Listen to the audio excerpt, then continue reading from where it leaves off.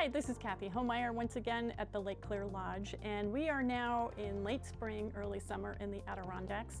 So we've been working with lettuces and kale and rhubarb, asparagus. So now we'll be getting into the fun stuff like strawberries and zucchini and early squash and cucumbers. And some interesting things like garlic scapes, which you should have. They're a little different. Garlic scapes, I have one whole one here because I cut them up and put them in my beet soup, which I'll show you.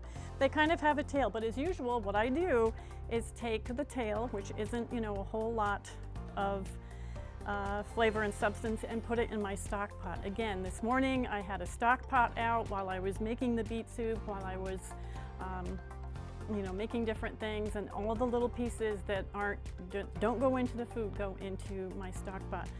But these are scapes. And those are fun. They're garlicky scapes, so you can use those. There's a printout that you can take a look on scapes and how to use those. I also made, like I said, a beet soup today. Now, most of the beet soup recipes that I see are pureed, but I don't like pureed soup that much, so I just make mine chunky. So I do have a chunky beet soup recipe there.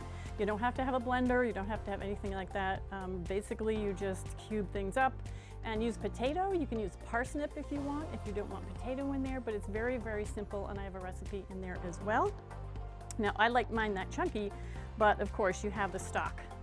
And I used meat stock. You can use just a vegetable stock if you want to. These are really quite flavorful that you don't really even need to use somewhat of a stock at all if you want just a mild flavor, or you just want to get the beets to come through.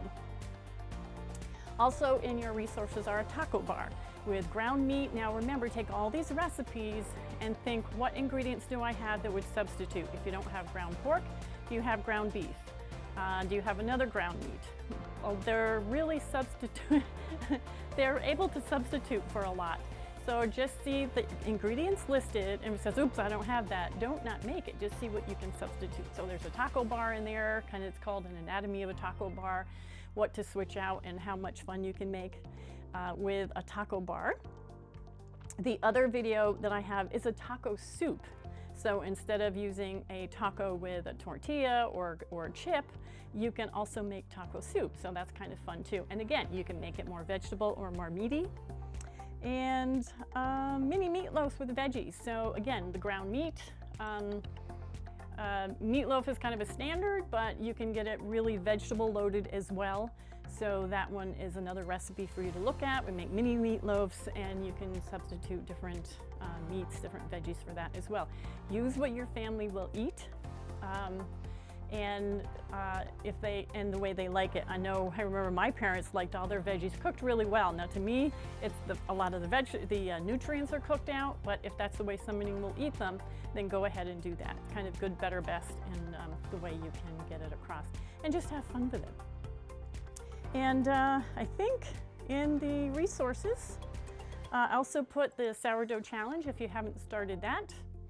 And a few other things that were in there, like how to cut onions and that sort of thing. So have fun with the foods that are kind of late spring, early summer, and we will see you next time.